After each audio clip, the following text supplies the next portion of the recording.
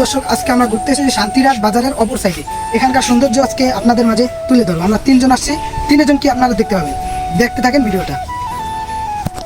বলতে বলতে সাব্বিরের কথায় একটা ব্রিজের উপরে চলে আসছি, শান্তিরাট বাজারের ব্রিজে। সেখানে এসে এখানকার ব্রিজটা অনেক উঁচা, কিন্তু আজকে কোনো বাতাস নাই, এই কারণে মাথা গরম হয়ে গেছে। ব্রিজটা অনেক উঁচা।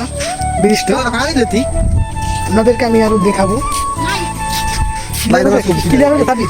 ক্লিয়ার ওঠে কিনা দেখ।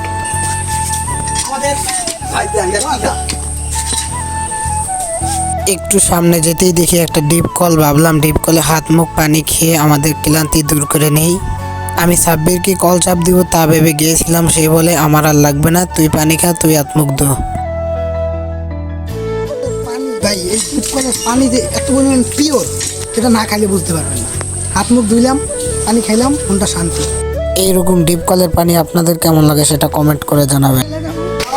আমরা অনেক জার্নি, এই দুইটা সাইকেল আমার লোক কিন্তু তিনজন, সে একবার চালায় আর সে একবার সামনে বসে, সে একবার চালায় আমি সামনে বসে, আমি একবার চালাই, এরকম ভাবে আমরা সাইকেল চালাই। আমাদের এখন মসজিদের সামনে আছি, এখানে ঘিরে আমরা এখন যাবো আরেক জায়গায়, সেখানকার ভিডিও দেখতে পাবেন।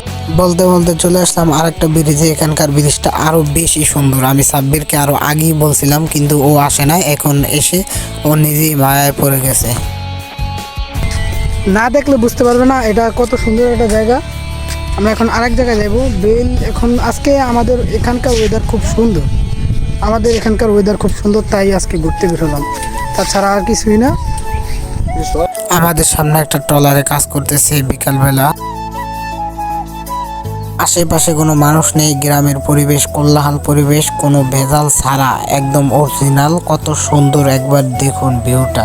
ওই দিনের আরেকটা কাহিনী, সাব্বির ভুলবশত 15 জিবি এমবি ফ্রিতে পাওয়া যায় কোনোভাবে একজনের কাছ থেকে। সেই ফ্রি এমবি পাওয়া সে তো মনে করেন পুরা বিন্দাস, সেই বাইরে রাস্তায় গেছে গা ভিডিও কলে, আবার ইউটিউব দিয়ে ডাইরেক্ট গান হনে, এই সেই নেট ডাটা ওপেন সব সময়। এর মধ্যে আমরা অনেক দুষ্টুমি ফাইজলামি করলাম। সিয়ামকে বললাম আমি সাইকেল চালাইতেছি, তুই একটু ভিডিও কর। আমরা অনেক মজা করছি, তিনজন হইতে পারি, কিন্তু মজাটা অনেক বড় ছিল। ধন্যবাদ সকলকে, আবার অন্য কোনো ভিডিওতে দেখা হবে।